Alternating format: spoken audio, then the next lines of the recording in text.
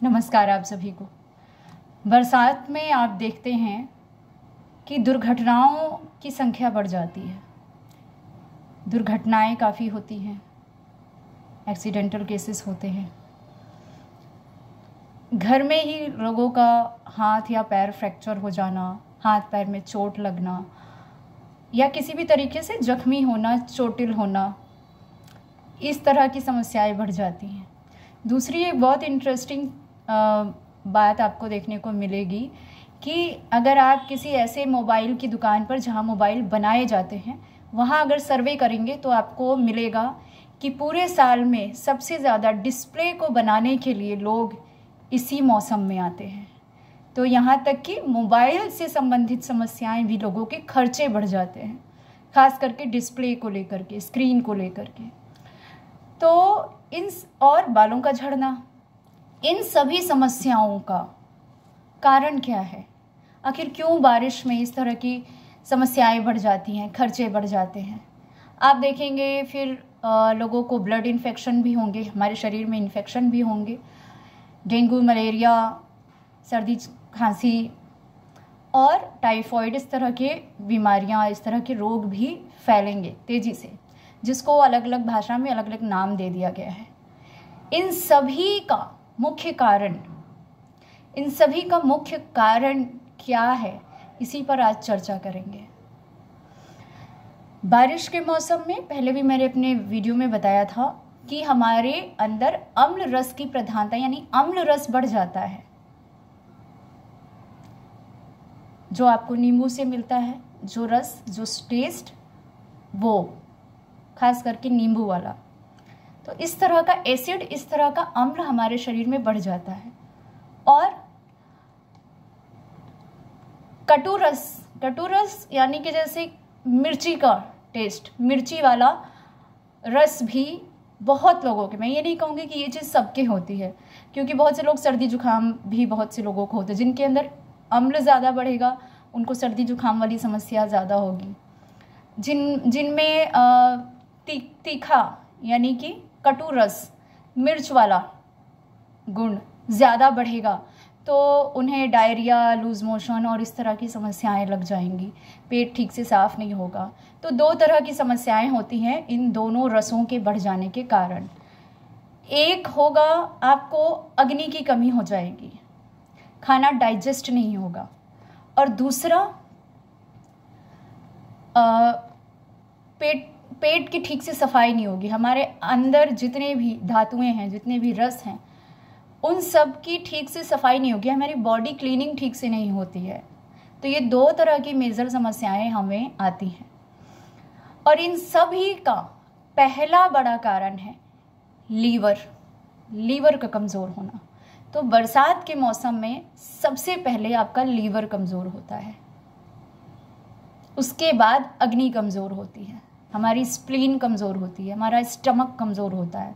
तो पहला लीवर और दूसरा स्टमक एंड स्प्लीन, ये तीन चीज़ें मेजर रूप से ऑलमोस्ट सभी लोगों में कमज़ोर होता है। सबसे पहले लीवर कमज़ोर होता है, इसलिए आप देखेंगे कि एक्सीडेंटल केसेस इस वजह से होते हैं। मोबाइल से रिलेटेड या लैपटॉप के स्क्रीन से रिलेटेड या किसी भी चीज़ की स्क्रीन से रिलेटेड इश्यूज़, आँखों से संबंधित समस्याएं लीवर की कमज़ोरी से होती हैं। तो ये जो आँखों का, अब इससे क्या संबंध है? हमारे आँखों का सीधा संबंध हमारे लीवर से होता है। हमारी वाणी का भी सीधा संबंध हमारे लीवर से होता है।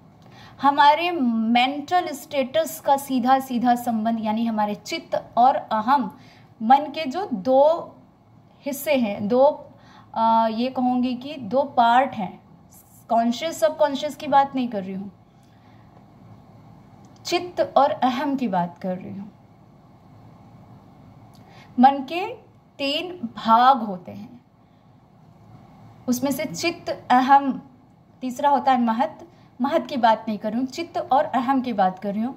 इन दोनों का संबंध, अहम चित्त से इंफॉर्मेशन लेता है, लेकिन चित्त हमारे लीवर पर डिपेंड होता है, हमारी आँखों पर डिपेंड होता है, और भी तरह के जैसे भी तरीके से हम इंफॉर्मेशंस रिसीव करते हैं उन सभी का संबंध हमारे चित्त से होता है, पर सबसे पहला और सबसे ज़्यादा आँखों से होता है, और आँखों का सीधा कनेक्शन है लीवर से। तो जब लीवर डिस्टर्ब होगा तो आपकी आँखें सबसे पहले अफेक्ट होती हैं, उसके बाद जो हमारा चित्त होता है वो अफेक्ट होता है, हमारा मन अफेक्ट होता है, हमारा मेंटल पीस अफेक्ट होता है, हमारे मन का स्थिर होना अफेक्ट होता है, पेशेंस अफेक्ट होता है। तो ये सारी चीज़ें जो है लीवर के कमज़ोर होने से अफेक्ट होती हैं, इसलिए आँखों से संबंधित समस्याएं बढ़ती हैं। और मोबाइल क्या है, हम मोबाइल को देखते हैं, मोबाइल को देख कर ही आजकल सारे कार्य हो रहे हैं। तो मोबाइल की स्क्रीन का सीधा सीधा संबंध हमारी आँखों से है, आँखों का संबंध हमारे लीवर से है। ये एक बहुत बड़ा कारण है कि मोबाइल की डिस्प्ले यानी स्क्रीन के खराब होने की संख्या इस मौसम में सबसे ज़्यादा होती है। आप खुद ये सर्वे करके देख सकते हैं, आपको इस बात में सच्चाई मिलेगी।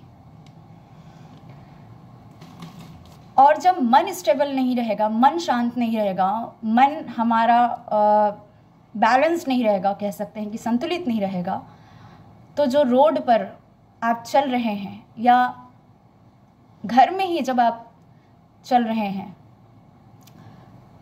ड्राइव कर रहे हैं, कोई भी व्हीकल आप ड्राइव कर रहे हैं, तो उन सभी जगहों पर आपको समस्याएं, दिक्कतें मिलेंगी। तो सबसे पहला है, इस बरसात में अपना लीवर स्ट्रॉन्ग करिए, लीवर को बैलेंस करके रखिए, लीवर को संभाल के रखिए, तभी आप संभले रहेंगे। तो लीवर को मजबूत करने के मैं कुछ आपको आसान उपाय बताने जा रही हूँ।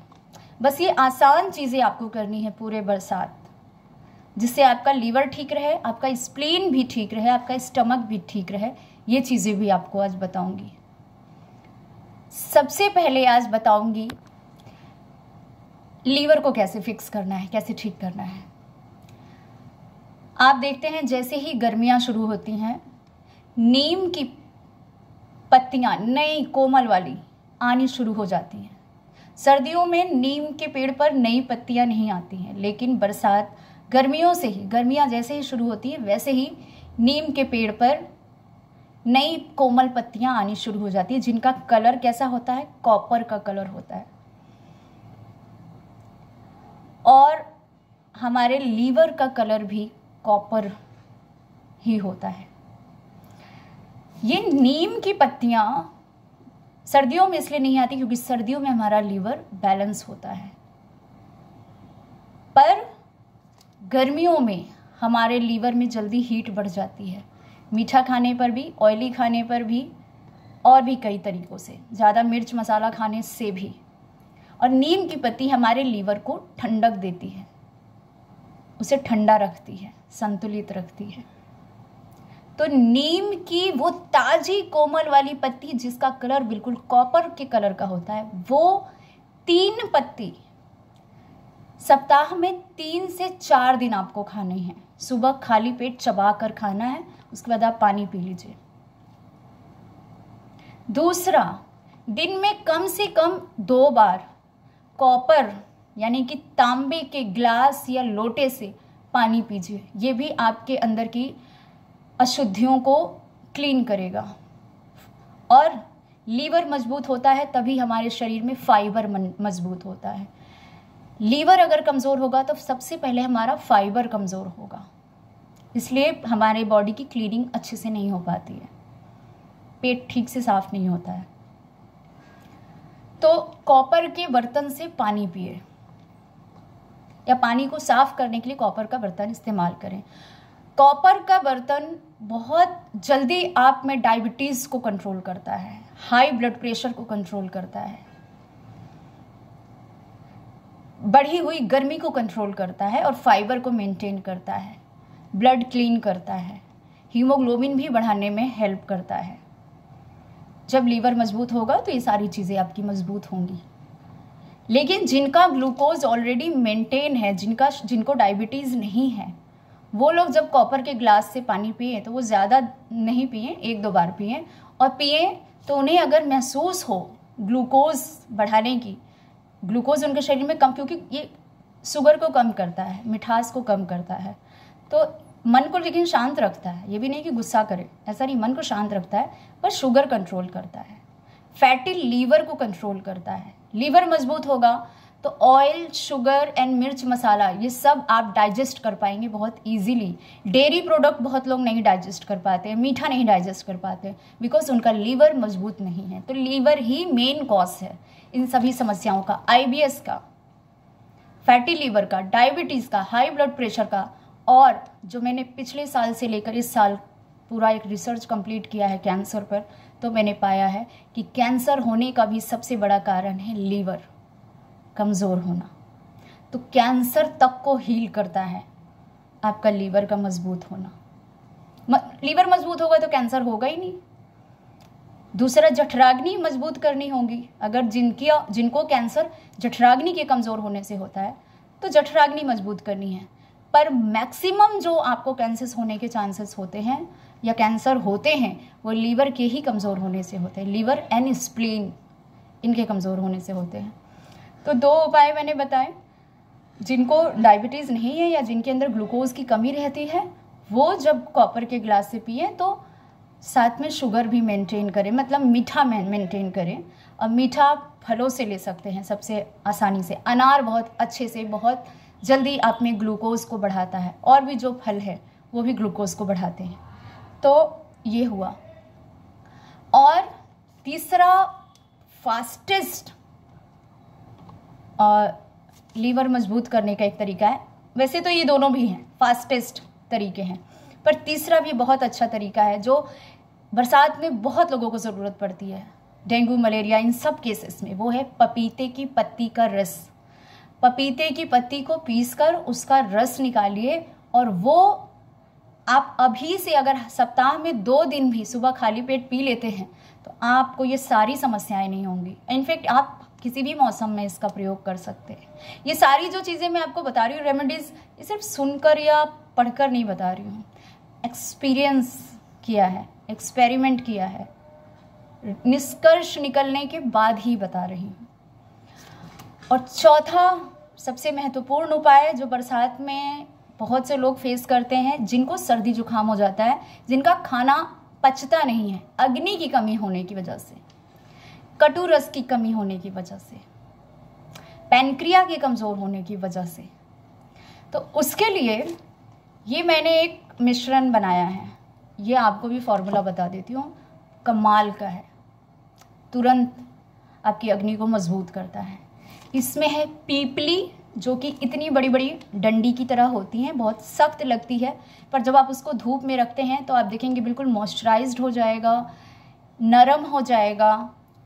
धूप नहीं है तो आप किसी भी बर्तन में हल्का सा रोस्ट कर सकते हैं, बिल्कुल सॉफ्ट हो जाएगा, फूलेगा।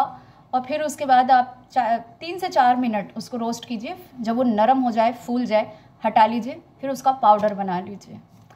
इसमें है काली मिर्च, पीपली और काली मिर्च दोनों बराबर बराबर मात्रा में मैंने मिलाया है।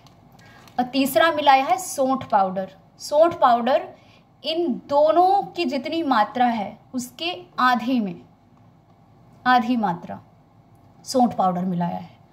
और मैंने इसमें 2 चम्मच, इतना है आप देख सकते हैं, थोड़ा यूज़ भी किया है, 2 चम्मच जिन्हें अम्ल रस की ज़रूरत पड़ती है वो लोग आंवला पाउडर भी मिला लें। आंवला नींबू के जैसा नहीं है। आंवला जो होता है उसका गुण नींबू से थोड़ा बेहतर होता है, अच्छा होता है, क्योंकि आंवले में 5 रस हैं, नींबू में केवल 1 रस है, आंवले में 5 रस है। तो आंवला इज़ बेटर देन लेमन।